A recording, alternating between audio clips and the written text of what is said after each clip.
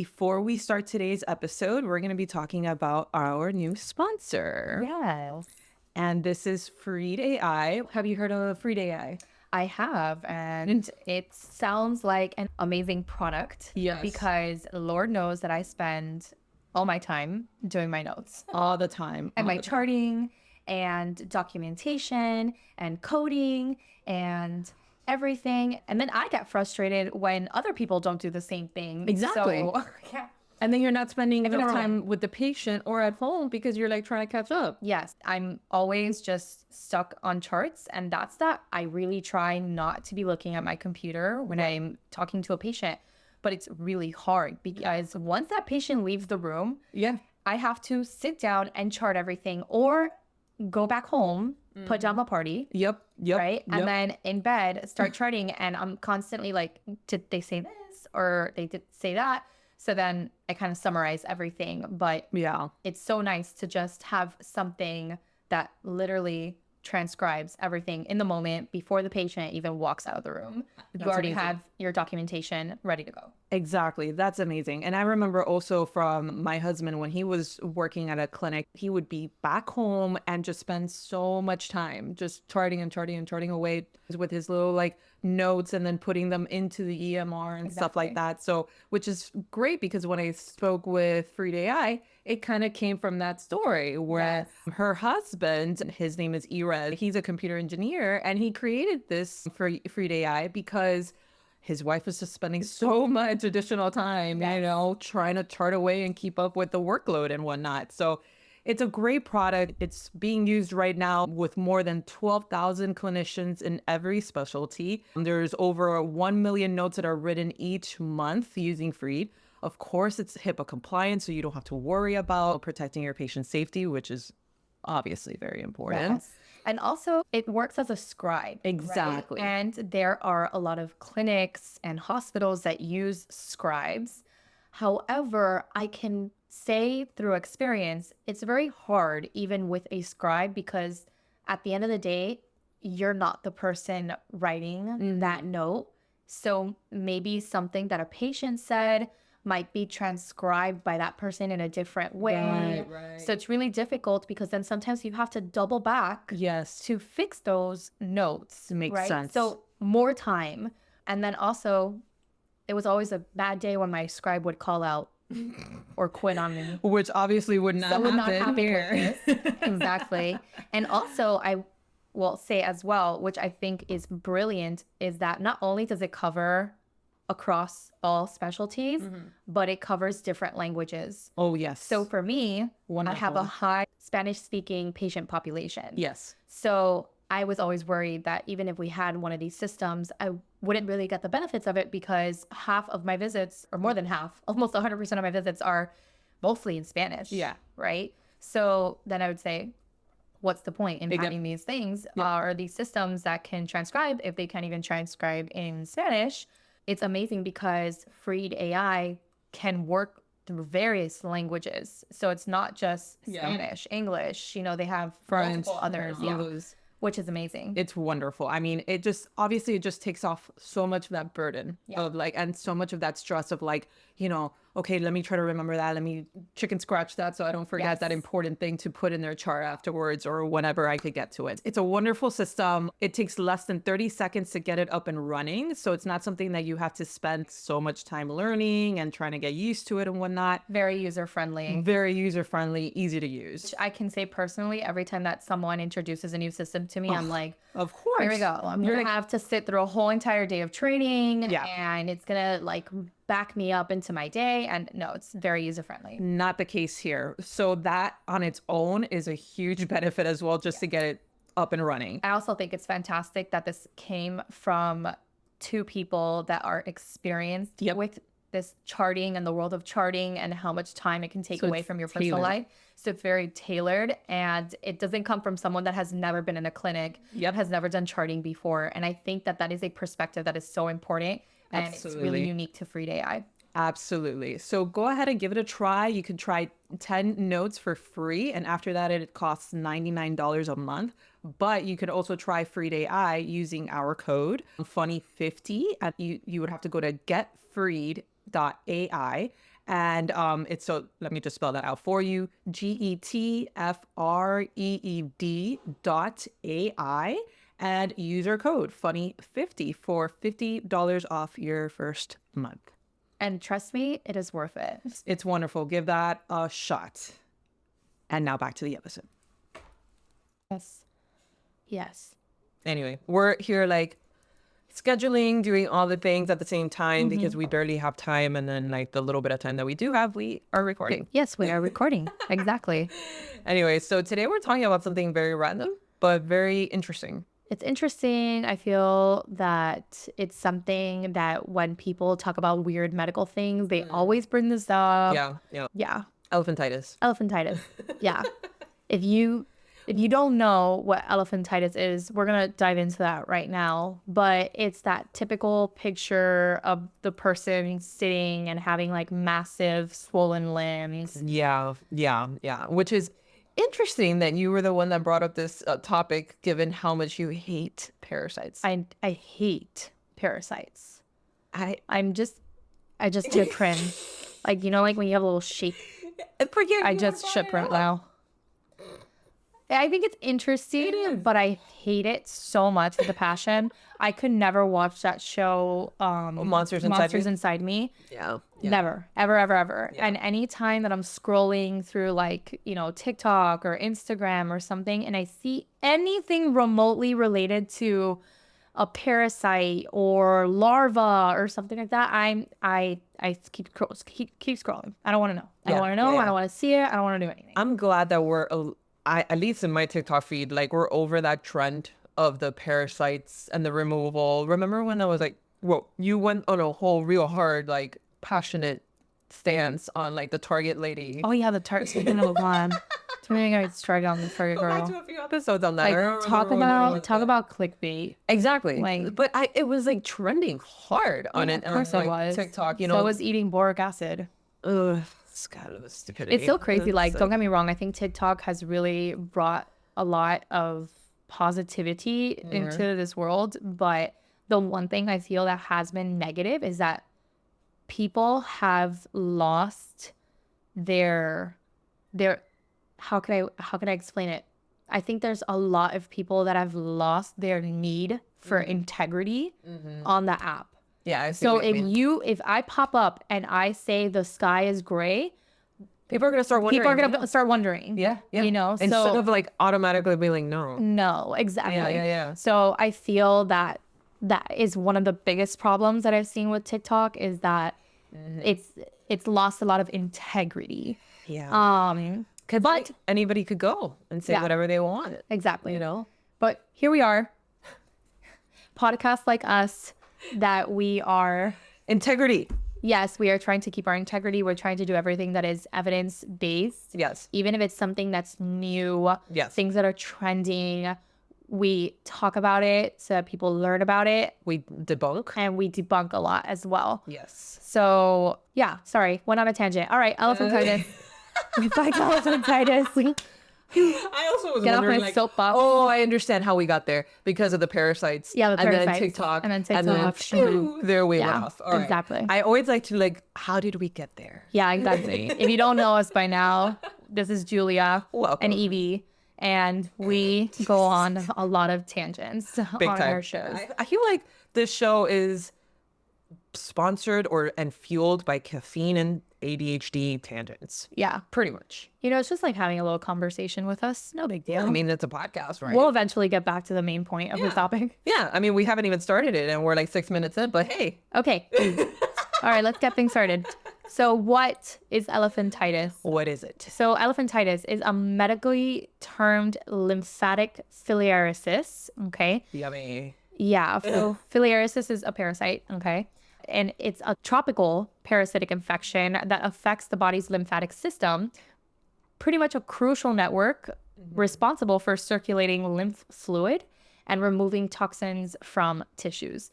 So think about like when you have a little bit of swelling and things like that, your lymphatic system is really what picking up all that extra fluid and tissue and toxins. That is trending. Yeah. When this system is blocked by a parasitic worm, Julie's going to say something. That's what I was saying before this happened. That is the new trending thing. lymphatic Oh, drainage. lymphatic drainage. You know, Yes. it's a Gua sha, blah, blah, blah, blah, and blah. people are doing really weird things with their ears. Have you seen that? Like it's like pretty much like they're like bending it like this because apparently it's like a Korean beauty trend or something. And then this is supposed to help you drain like your lymphatics. Sure. Exactly. I'm just like, good. Yeah. As long as it's not something that's going to kill you, you can do whatever you want. I mean, that hurts. Just me doing that. And people are like putting like ligas, like freaking. I do believe in the lymphatic system. I do believe in drainage. I do believe that there's a lot of exercises that you can do to improve that. And the more you drain, the more you're like really like getting rid of all these toxins and everything. But there are certain things that I question. Yeah, like twisting your ears. I don't know how effective that would be. Anyway, so yeah, that's that. So if you see that on TikTok, that's what we're talking about, that lymphatic drainage situation. Yeah. So when the system or bodies is blocked by a parasitic worm, fluid accumulates, causing intense swelling and a thickening of the skin, often making the legs resemble an elephant skin. So though it can affect different parts of the body, the most common sites of swelling are legs, arms, genitals, and occasionally the breasts as well. So interesting. Like it's like those locations, right? Yeah, and that's where we have a lot of our lymphatic vessels. Yeah. So obviously, if that is going to be obstructed in any way, then that is where the swelling or most of the symptoms are going to present. Okay. So the disease, beyond being physically painful, often comes with a heavy social stigma due to its visible symptoms. Affected individuals may face social isolation and economic hardships because this swelling restricts their mobility. And in many cultures, the deformities like these are misunderstood and kind of feared. Like, oh, whoa, what's going on with that person? Yeah. Obviously not normal. Don't stare. There's obviously something going on. Yeah. But yeah, it's pretty sad that there's a lot of people that really can be very conscious, like self-conscious about this. Yeah. I mean, I would be too. Let's be real. Yeah. So a little bit of the history on it. Yay, history. Jules is going to give us a history lesson like she always does. It's not. It's just like, I don't know. I kind of like giving this is great. I like this. I like a little bit of a foundation to I what never we're really talking got this in about. medical school. You know, That's I like, learned it and they're like, learn it because because science. Right. And it's like, but why? Because. Yeah. Because what? Yeah. You know, I don't know. At least that's how I am. Yeah. And this is going to make you laugh too. I already saw Egypt. We're going to talk about Egypt. When I wrote this down, I'm like, she's going to love this. Just go look at what Julie was for Halloween. Exactly. Anyway, so historically, elephantitis was described in ancient medical texts from Egypt, India, and Greece. Yes. She hates me. Dating as far back as 2000 BC. All right. So this is a very old disease. All right. Ancient Greek physician Hippocrates even described a similar condition, though he didn't understand the underlying cause. In many cultures, elephantitis was thought to be a curse or punishment from the gods, while others believed it to be an imbalance of bodily humors, which is something that back then they thought, like, that humors existed in the body, and then if you unregulated or something was unbalanced, that's why you were sick. Yeah, you know, so exactly. Pretty much. So it wasn't until the late 19th century that scientists discovered that the cause was parasitic worms transmitted by mosquitoes. British physician Sir Patrick Manson, often called the father of tropical medicine, was instrumental in uncovering this link, leading to more targeted treatment approaches. This discovery marked a turning point in tropical disease research, particularly in vector-borne diseases, laying the foundation for preventative strategies. Yes. And it's crazy, like, just, this is my biology mind, right? Not my medical mind, my biology mind. I think about this, and others out there, just hear me out. Just open your brain like me. Come to this How journey. crazy is that this parasite has lived this long? That I was just going to say that. We're talking about 2000 BC. Yes. We're talking about, like, my brain is like thinking in evolution, like biology evolution. This is a really old, very successful parasite. Yeah. Yes. It's so crazy to me. That's been able to just continually be transmitted to survive all that time. We've had animals extinct since then to now. Exactly. But that's a parasite, right? It like thrives on a host. Yeah. But like there's been so many diseases and viruses and stuff like that they're stuck in the permafrost, and now with climate change they may come back, but that's a whole different tangent. Yeah, you exactly. know? So, but this one hasn't gone anywhere. It's been around constantly. I know. Pretty crazy. I know. Pretty crazy. Okay. So transmission. Shut off biological mind. Okay. Us going into the tangents. Yeah. So transmission, elephantitis. You know what? Actually, Jules, you could do this part because you took a whole entire class on parasitology. Yeah. And you could talk about this. You don't want to cringe anymore. I purposely did not take that class. I took it with Victor. We had a great time. I know. Should've. No, I'm not saying. I still regret this. Victor's her younger brother, by the way. That's literally her, but male form. It's crazy. All right, so how much time in a day, a week, what have you, do you have to carve out either morning, afternoon, whatever it is, to go to an actual gym or a place to work out? Not a lot. Exactly. I figured. Between work, life, mom life, Yeah. everything that goes along with that, Life. I don't have time. I literally, when I go work out, I need to go and someone needs to tell me what to do. Yeah. Because if not, I will be there for 3 hours and it would be the most inefficient workout ever. Exactly. You need somebody to lead you and to just make sense of that what you're doing actually is going to work for what you want. And it's actually going to, yes, give me progress and results. Exactly. If not, I feel like I'll just be looking at the machine and like, I guess I should do it. Yeah. And then sometimes there's the situation where I don't have time, right? And then when let's say I do have time or someone else has time and you go to the gym, it's how many times do you go and you look at a machine and you just question and then you turn away and then you just go to the treadmill. Yep. Happens to me all the freaking time. Yeah, And then because like cardio is great, but weight training, we all know with all the research and the science that's coming out, we need to do weight training. Exactly. And then it's like, how much of it do you need to do? How much are you doing too much, doing too little? Yeah. All those things. And then you're like, well, you could get a personal trainer, but those are pretty pricey. Yes. You know? And you So also have to pricey schedule them. and 20 minutes. Yep. So whatever you don't do in those 20 minutes, goodbye. Yeah. Not saying that all personal training is like that, but most of the time it is, especially if you do go to a gym. But we actually discovered Alpha Progression, and it's an app. It's a no BS training for muscle growth specifically. Alpha Progression is the go-to app for anyone trying to train, maximize muscle gain, and they are focused 100% on that. And it's science-based, which we love. Which is great because everything should be backed up by evidence, not just someone without any credentials or any references or anything just telling you, oh yeah, this is what you need to do because blah. Injuries could happen, you know? And that's what we want to avoid, right? Exactly. We don't want to get injured so that we go in this terrible cycle of went to the gym, tried it, didn't work out for me, ended up in an injury. It was developed by serious lifters with personal training and competitive bodybuilding backgrounds as well. Alpha Progression has been recognized twice as App of the Day on Apple. Just think about it. How many apps are out there and they've been featured twice as App of the Day. Also, it's one of the top rated fitness apps in Germany. For those of you that don't know, Germany has a huge fitness culture and they've recently started to expand to other places, which is great because hello, obesity in the United States. Yep. Welcome. Exactly. Give it to us. Exactly. So it's one of the most intuitive workout loggers. So users love the UI and constantly it tells them how easy it is to use. And even though it's packed with features, making it ideal tool for both novices and seasoned trainers. So even if you're like, well, how much do I actually need this? I've been working out for years.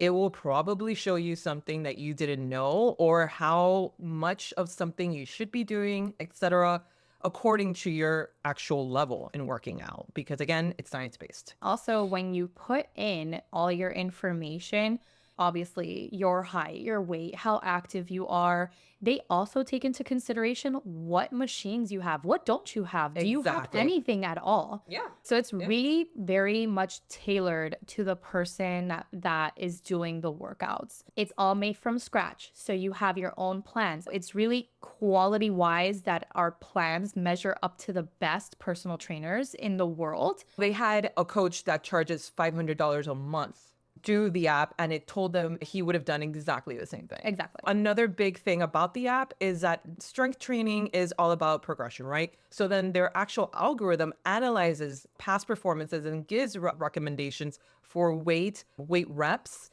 in every set. This obviously will guarantee long-term success and you won't be in those plateaus or anything like that. Obviously, it sounds so great. How much is it, right? So the pro version is $12.99 and this is in USD per month or $79.99 for a whole year. But you also could just give it a try with a 2-week free trial. Since you're listening to this, customers get 20% off their first payment using the link alphaprogression.com/funnymed. And I will put it here for anybody watching this on YouTube. Give that a shot. And you get 20% off and you have 2 free weeks. Yeah. So, and it's a great app. It is. Again, backed by science, tailored to you, constantly measuring your progression so that it sets you up for succession and you're never going to hit those plateaus. So check it out. And yeah, let's go back to the episode. Anyway, so elephantitis or lymphatic filariasis, did I say that right? I'm not sure, is transmitted through bites of infected mosquitoes, which act as carriers for the parasitic worms responsible for the disease. So a little bit of how this transmission process takes place. So mosquito, right? When a mosquito bites a person already infected with parasites, typically, you're saying that. Wuchereria bancrofti. Yeah, Wuchereria bancrofti. Yeah, I didn't have to say any of these words when I took those tests. I just have to Wuchereria. Yeah, I mean, It actually brings back a lot of really funny yeah. memories of us just reading really, really weird words. In biology. Yeah, and we're thank God we don't have an oral exam. Fuck yeah, I would have failed every single one. And they'd be like, what are you trying to say? Anyway, so the next one is Brugia malayi. No. Brugia timori. Well, I was here. Oh, sorry. No. Brugia malayi. Yeah, malayi. And then the other one that she said, the timori. Brugia timori, yeah. Cool. It ingests... But the Wuchereria bancrofti is, I feel the most common one talked about. That's the one I remember from class. Yeah. Anyway, so it ingests a microscopic larvae called microfilariae. Wow, I haven't said that word in a very long time, clearly. Circulating in the person's bloodstream. So the development in the mosquito once it gets that larvae, right? So inside the mosquito, this microfilariae... Microfilariae. I cannot say that. So you're taking over that one. Maybe that's why I wanted you to read this part. But anyway, so these little things mature over a period of 10 to 12 days, developing into infective larvae. Here is where I start to cringe. Exactly. So then these effective mature larvae migrate to the mosquito's proboscis, which is the little sucker, the mouth part. I'm dying already. We're dying. Where they are ready to be transmitted to another human host. So how does it do that? When the infected mosquito bites another person, the larvae enters the host's skin through the bite wound and eventually find their way into the lymphatic system of that human host. I want to throw up. I'm at a point of vomit. Emesis approaching. So once in there, growth and blockages take place in the lymphatic system. So inside the human host, the larvae mature into adult worms over several months. They settle in the lymphatic vessels and nodes where they can live for 5 to 7 years, okay? Producing millions of microfilariae, that word, that circulate in the blood system, continuing the transmission cycle when other mosquitoes bite the host. So you see how it's a very perfect cycle, of just continuing. So the disease often requires repeated mosquito bites over a prolonged period to cause symptoms, which is why it is more common in areas where mosquitoes are abundant and exposure is continuous. So warm, tropical climates, all that. If there was one animal on this earth, what would it be that you could just vanish? Sure. Well, yeah, mosquitoes is definitely one of them because they're the most harmful, but spiders. Okay. Mine are mosquitoes and roaches. Yeah. If I could just... Yeah, roaches are fucking gross. They're vile. If I could just poof, nothing, just go away. Yeah. It would be those two. Yeah. And if I had to pick one or the other... I would literally only pick mosquitoes because it could make me sick like they did when I got the chikungunya. Which, fuck that mosquito. I don't know. That's a really hard choice for me. I think I would get rid of roaches. Because I feel like the roaches... I could just get spray and just spray myself. Yeah. But there's no human spray for roaches. No, it's just going to be in your kitchen. You know what? Let's not talk about that because I will literally at 3 a.m. when you're least expecting it. That's I die. I die. At least they're not the Grenadian ones that we had experienced. No, That no, they no, no, fly. No. They would actually, those fuckers flew. They're just like, I'm like, what is that? Oh, it's a roach. It's a flying roach. If anything, first of all, if anything comes flying at me, I'm gonna have a stroke. But if a roach flies at me, And they're big. They're like the Florida roaches, but the Florida roaches here, for some reason, they don't fly. They're idiots. The ones in Grenada, they would catch flight. yeah, no thanks. I'm not sure how or why, but anyway. All right, symptoms of elephantiasis. So elephantiasis symptoms progress through 3 stages. It's the early, middle, and advanced stage. The early stage, patients may feel slight swelling in the affected area, an aching sensation, and possibly some fever or chills. Lymph nodes may become a little bit tender. Then you have the middle stage where the affected limb or body part the affected limb or body parts begins to swell noticeably. Repeated skin infections can occur, leading to redness, thickening, and flaking skin. Then you have the last stage. What is that? Oh, it's just Stupid whistle. little whistle that he found. I honestly have The never stupid little whistle. I have never seen that whistle in my life. I don't know where he found it. God damn it. Who knows? And of course, he had to find it today when we're recording. Yeah.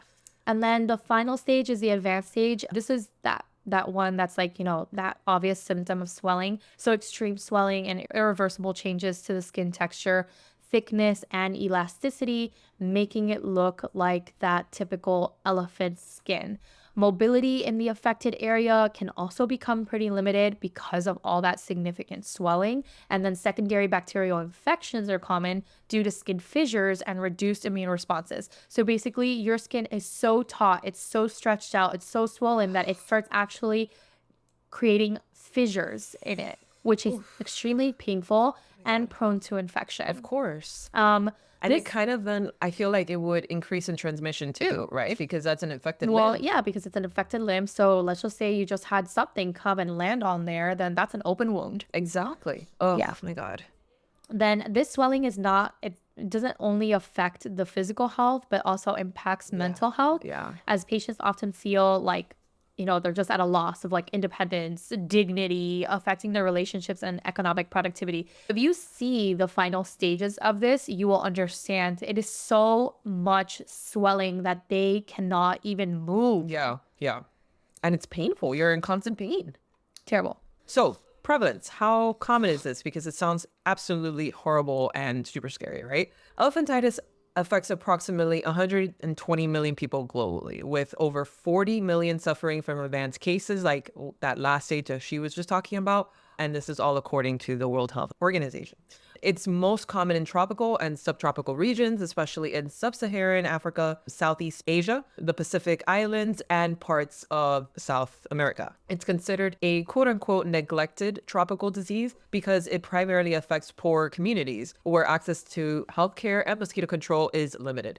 Mass drug administration programs by the WHO, World Health Organization, aim to reduce its prevalence, but challenges remain, including limited healthcare infrastructure and the stigma associated with the disease. So you got to think these are very like third world countries, right? So it's hard to like some of these like towns, they're like in the middle of effing nowhere. It's hard to get resources out there. Yeah. And then we're talking about communities that are very uneducated too. In these third world countries, they have no idea. It just looks very horrible to them. And then they'll question like somebody that either has it or the treatment for it too. Yeah. So it's scary. It's all around scary. Even like just treating it is scary. And so how can you prevent it? Preventing elephantitis is largely about breaking the transmission cycle of the parasitic worms. So some of the key ways that could happen: mosquito control. Like she said, poof, gone. If only. Eliminating mosquito breeding grounds, using insecticides, and educating communities on mosquito control can reduce transmission. Simple measures like using bed nets, applying repellents, and installing window screens are also effective. So in areas with high infection rates, healthcare agencies distribute drugs like ivermectin, albendazole, diethylcarbamazine. Diethylcarbamazine. to kill to kill the parasites before they can spread further.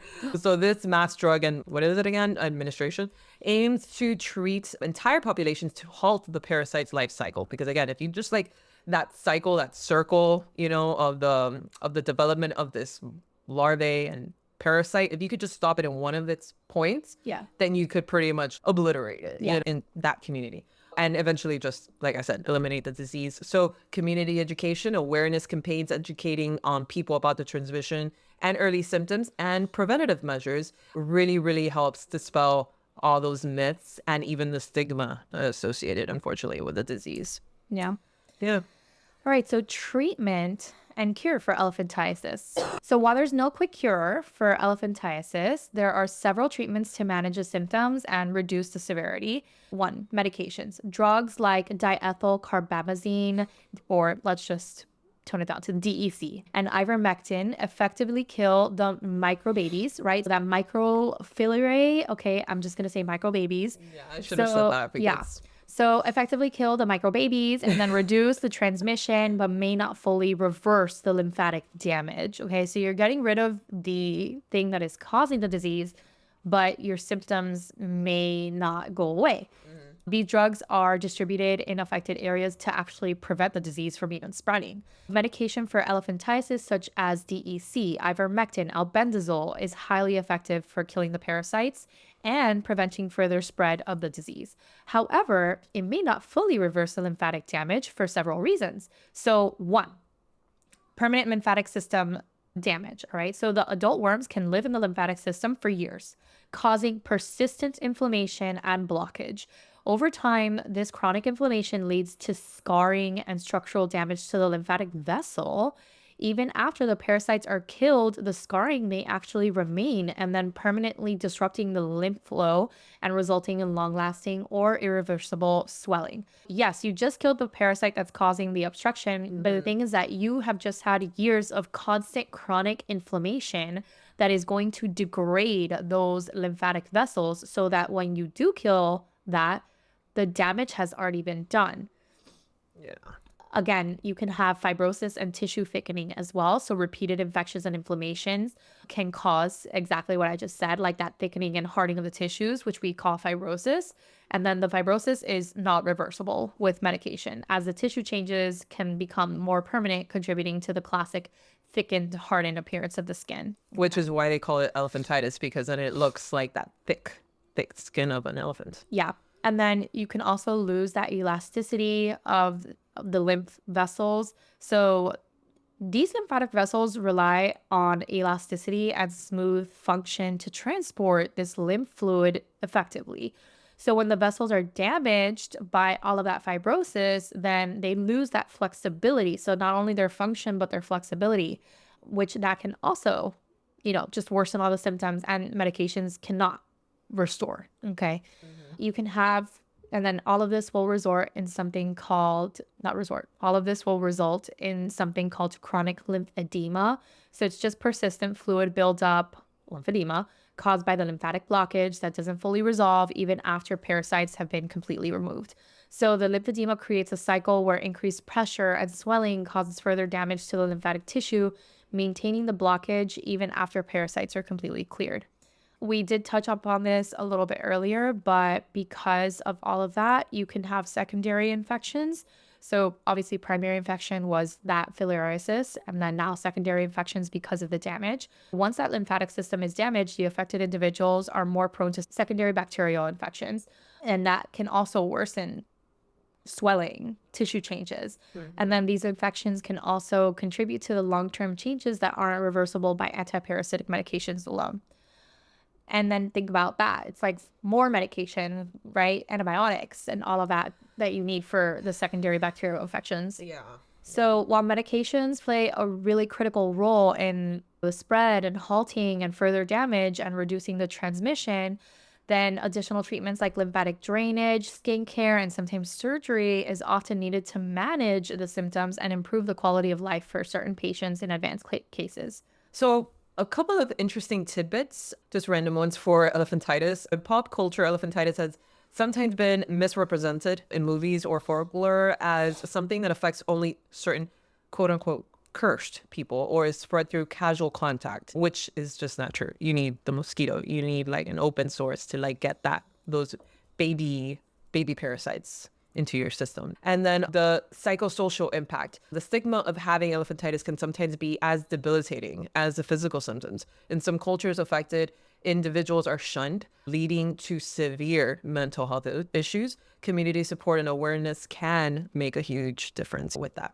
And then organizations like the WHO have been working towards eliminating lymphatic filariasis through this mass drug administration and mosquito control. They're hoping to eradicate the disease in many parts of the world. And that is honestly would be one of the biggest successes if they could actually manage to do that. Yeah. Working at, where I work, I see a lot of people coming in to get healthcare from third world countries. And it's crazy. One of the things that I learned that I never knew, okay, is that in third world countries, they just give people albendazole like yearly. Yeah.